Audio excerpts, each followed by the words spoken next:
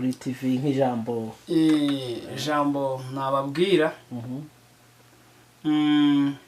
ni ijambo kababwira ijambo ry'Imana ho gatoya ni inkuru ziri mu butumwa bwiza bwanditswe na Yohani. Birumvikana nk'umukozi w'Imana ntabwo wava imbere ya kamera utatubwiye ijambo ry'Imana.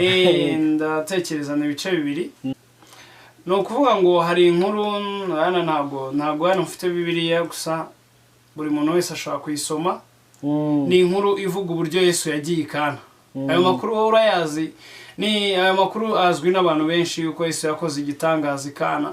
Ariko buriya kugira ngo Yesu akore kiriya gitangaza nuko bari bamutumiye. Yego.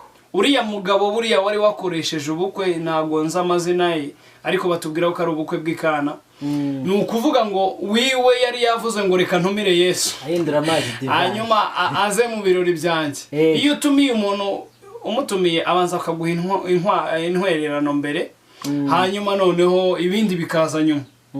Bisobanura yuko buriya Yesu nawe yari yatwerereye.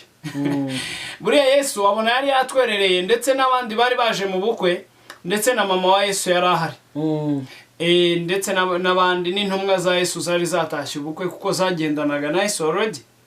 Kandi ariko noneho yari yanatumiwe. Kandi yari yatumiwe. Yari yatumiye Yesu uriya mugabo. Ngo nuko ngo ikibazo kiraba baravuga ati kabaye.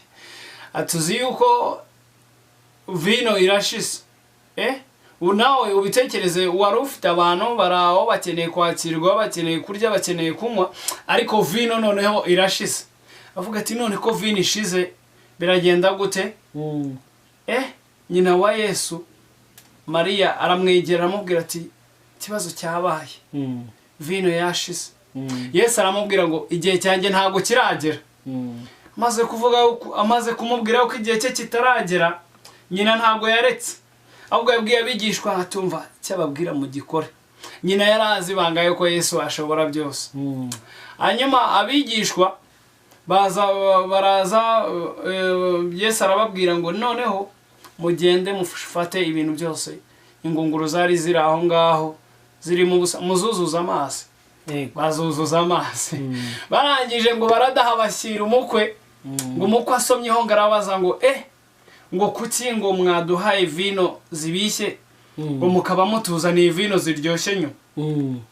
Kumbi ntabwo yarazi ibanga ariko abigishwa be bari bamaze kumenya ibanga. Cyo nabwira rero abanyarwanda ndetse n'inshuti zanjye muri rusange, even n'abanyamahanga aba diaspora bari hanze y'igihugu, nababwira gutumira Yesu. Amen. Nababwira gutumira Yesu akaza mu buzima bwabo. Ntutumire Yesu ari uko ikibazo cyaje. Abantu benshi basenga ikibazo cyaje we. Tavuga ngo Mana we yakumva ikibazo cyabaye. Ikibazo kikire n'amafaranga akavuga ati akajya yajya gusenga. Akajya yajya gusenga. Yamara kuyabona kumva gusenga byahagaze. Azo mbe nabo Yesu arabasubiza. Ego agira imbabazi. Okay. Kandi agira impuhwe. Ariko nturindire gutumira Yesu ari uko ikibazo cyabaye, ahubwo tumira Yesu no mu bisubizo byawe. Kuko uriya muntu yatumiye Yesu mu bukwe bwe ntabwo yari yizeye yuko vino iri bubure, ariko vino ibuze abona igisubizo gitanzwe na Yesu. Shuti mwene data rero uri kumva ubu butumwa, ni ukuri ni byiza gutumira Yesu mu buzima bwawe. Yesu ni byose. Ego. Ni nako ijambo ry'Imana rivuga. Yego. Ufite Yesu abafite byose. Muri make byumvikana abantu mukurikiye Bangwi Bosco, ijambo ry'Imana tubwiye ni ryiza cyane ko tugomba kugira Yesu mu buzima bwacu. Amen. Kugira ngo tube dufite byose. Yego. Bangwi Bosco, hanyuma rero turimo dusoza ndagira ngo udukorere samari nto cyane mu mpano zawe ufite, kuko ndumva ufite nyinshi cyane. Ubutaha tuzagutumira uzubwiriza abantu hano kuri Bwiza TV.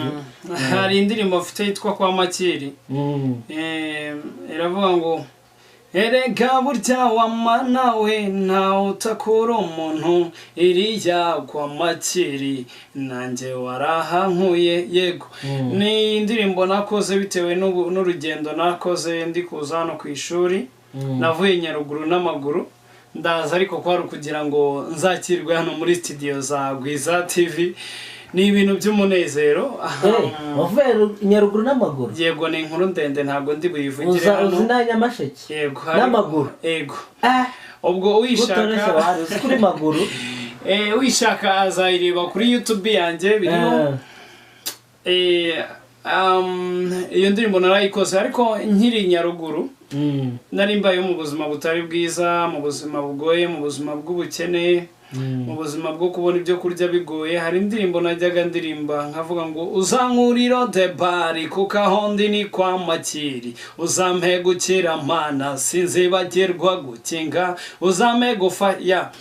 Yari indirimbo naririmbaga nkarira ariko n'abandi kumwe n'urubyiruko nkongera nkarapa. Ari nk'indirimbo mfite njya ndirimba ngo ushaka kugera icyo umenya kwiba bamenya, ushaka kugera ugera wikwifata nk'uriyo, don't wikwigira mwenye mari isura uri mu kabari ubyinana n'abari yemwe uri gusoma byeri, ndavuga abanyamwari bakuna imari bya hatari gusange ntibayoka ekono ego. Nararapaga rero ntabwo nari nakundaga kuvuga amazina y'inka ariko nabikoze ngeze hano Nyamasheke. Yego, bitewe nuko nabonye yuko ari impano ishobora kuntunga.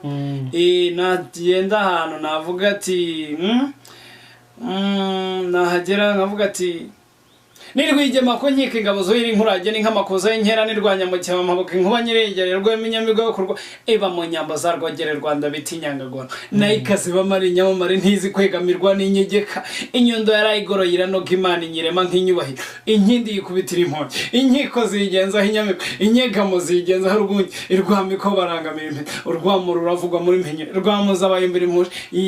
Ubwo nyine nkumva nabyo bimeze neza. Hanyuma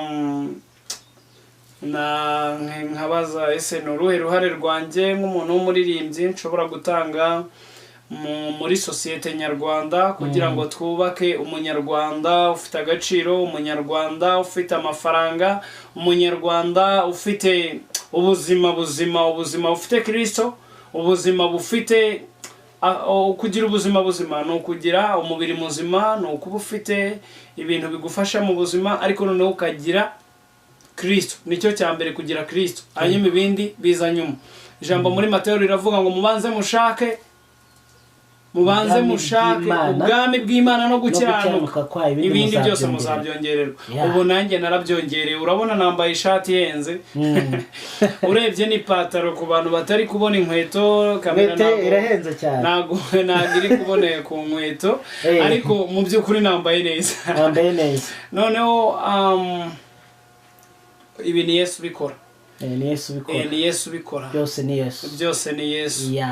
Hanyuma iyindi mpano se nshobora kuba afite niyo kuririmba. Nyine mfite indirimbo yitwa Turi mu ndege. Iravuga ngo turi mu ndege, indege ya ndi umunyarwanda, nidufatanya tuzagera kuri byinshi, niko kutaziyava ntiyamenya niyajya